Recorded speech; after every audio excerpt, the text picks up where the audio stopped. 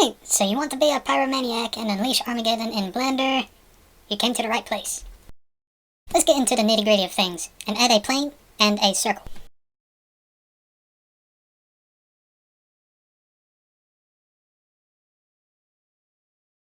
Now, we're going to select our circle, and go to the Particle Properties tab. Click the plus sign to create a new particle system.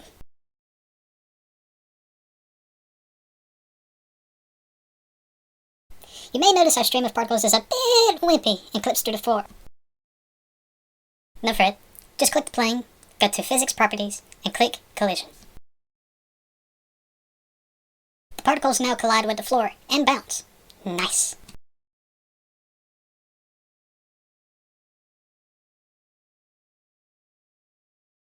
We can go back to our particle system and change a few settings. Let's increase the number of particles to 2000 and go to the Velocity tab.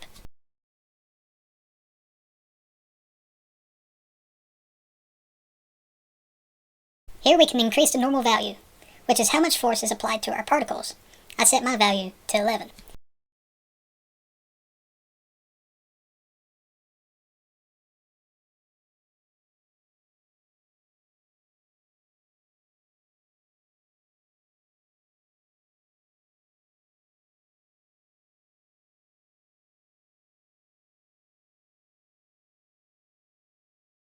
You may notice our stream of particles is very thin, and looks oddly how you think it looks.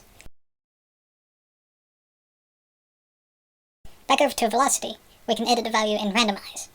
This will cause our particles to be more spread out. Mess around with the values a bit, until you get a desired result.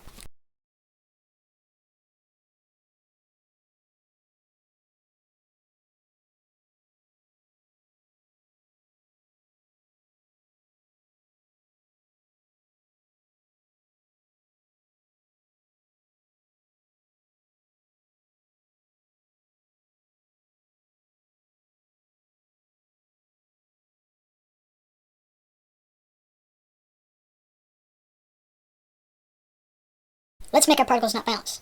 Select the plane, go to Physics Properties, and change the values in stickiness, which will dampen the bounce of the particles. This will be perfect since our fire is going to be liquid-based, kind of like a flamethrower.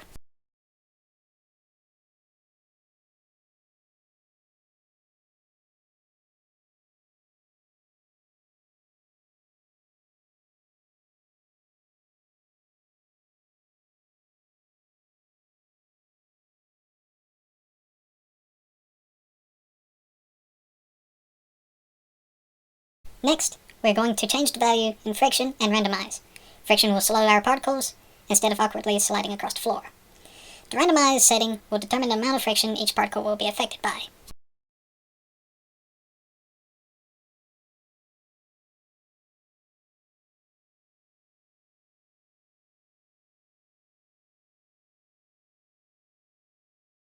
Right here, I'm just making sure everything is in order. Here I would like to emphasize that you do not have to do everything exactly as I do. You can still go back and change every setting and still get very good results. You can even experiment with values I have not covered yet. So, be creative!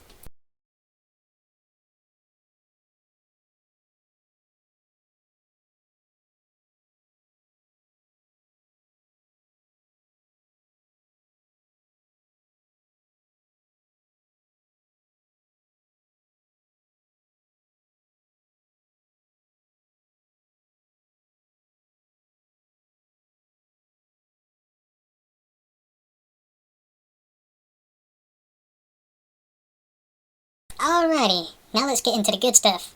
Start by selecting the circle. Go to the tab labeled Object at the top left side of the screen. Select Quick Effects and then Quick Smoke. A box will appear on the screen. This is our smoke domain.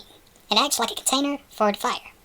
Our circle also turns into the smoke emitter. Move the smoke domain to the center and scale it to roughly the size of the plane.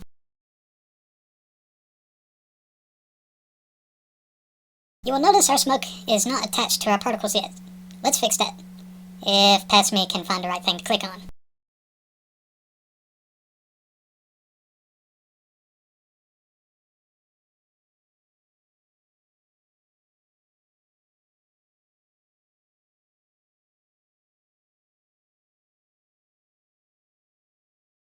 There we go.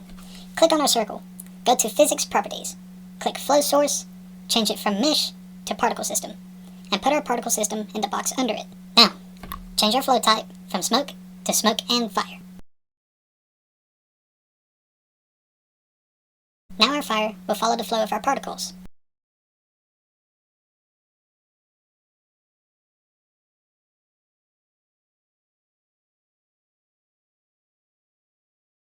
Select the smoke domain. We're going to tweak some settings to make our fire crispier. No pun intended. Go to resolution division and increase the value a little bit.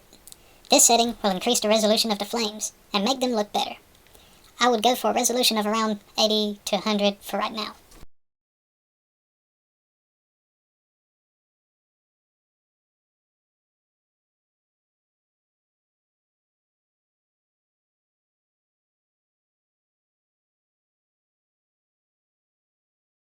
Right here, I'm just changing some settings with our smoke domain and emitter. It's not required, but you're free to experiment and tinker around.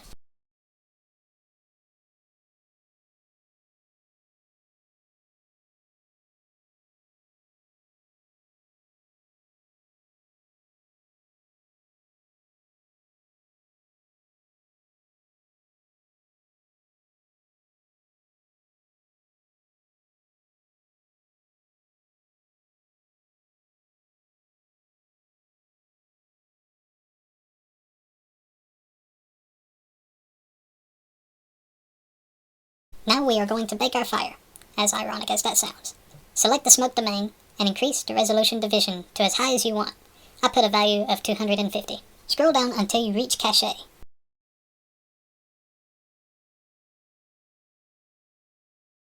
Click type and select all.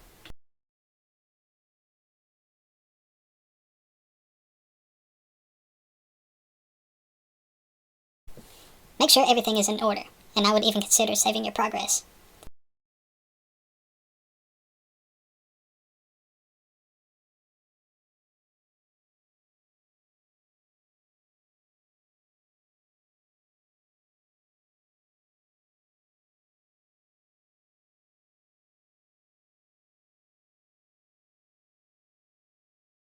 Go back to smoke domain and click bake all.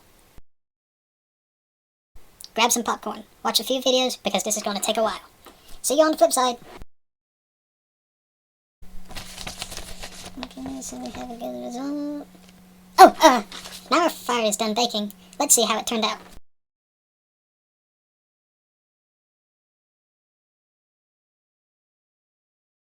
Okay, so we have a pretty good result here. If you're not satisfied with your result, you can always go back to cache and click free all, so you can tweak the settings.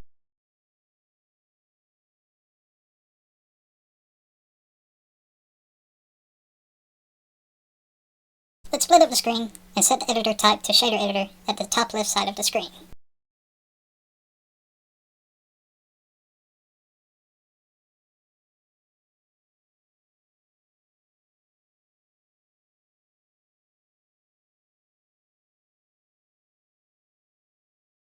Select our smoke domain and go over to the shader editor.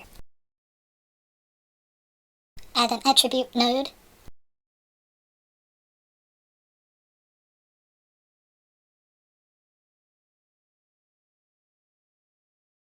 Add a math node and set it to power.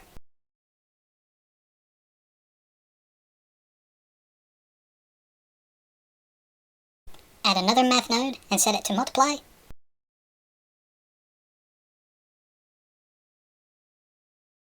Lastly, add a bright/contrast node.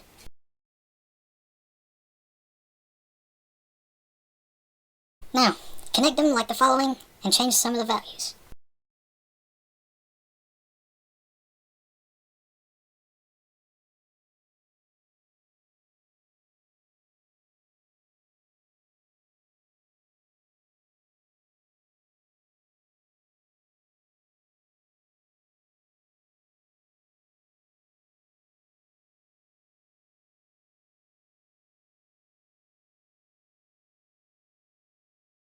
Select the 4 nodes, duplicate them, and connect bright/contrast to emission strength.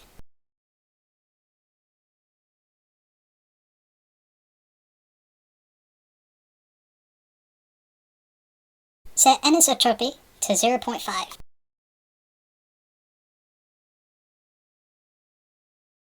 set black body intensity to 1.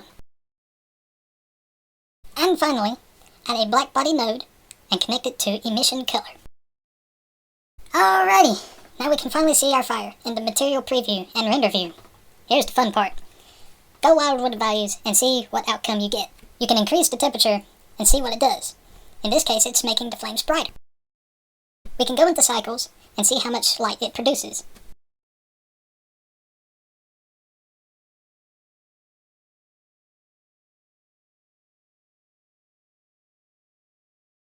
Here's something cool. Let's say you don't like the color. Well, why not change it?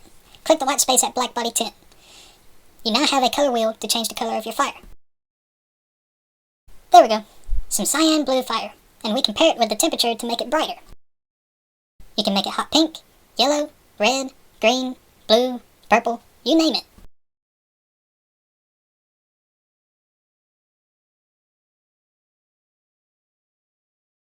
Okay, now we are done with the fire.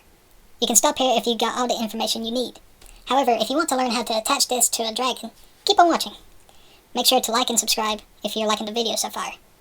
It is greatly appreciated. I will see you in a few seconds. Oh, and don't forget to save! Okay, first things first. You want to get out the model in which you want fire to come out of. It could be a dragon, flamethrower, oil tanker, etc., etc.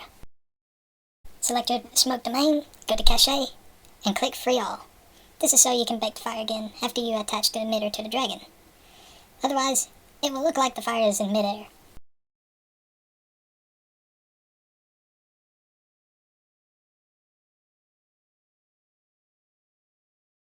Attaching our fire emitter to the dragon is fairly simple. Make sure you select your mesh's armature and go to pose mode. Select the bone in which you want the emitter to be parented to.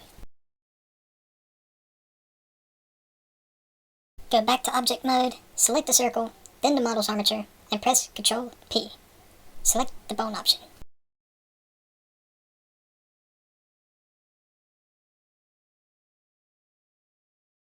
You can now see the circle now follows wherever the bone goes.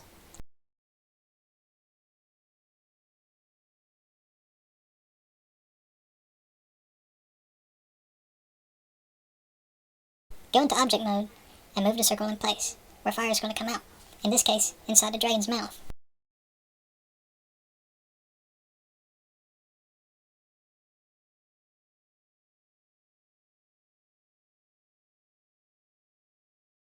Last thing you need to know is how to tell the emitter to create the fire at the time you want it to. Select the circle and go to particle properties. There are two settings called frame start and end. You can choose which frames the fire will begin and end. Now, we are finished. The only thing left to do is to render your animation, and you're done.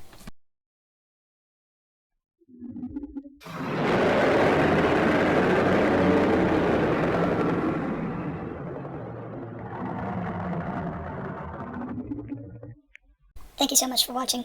If I helped you in any way, please like, subscribe, and leave a comment on anything you would like to see in the future. Peace.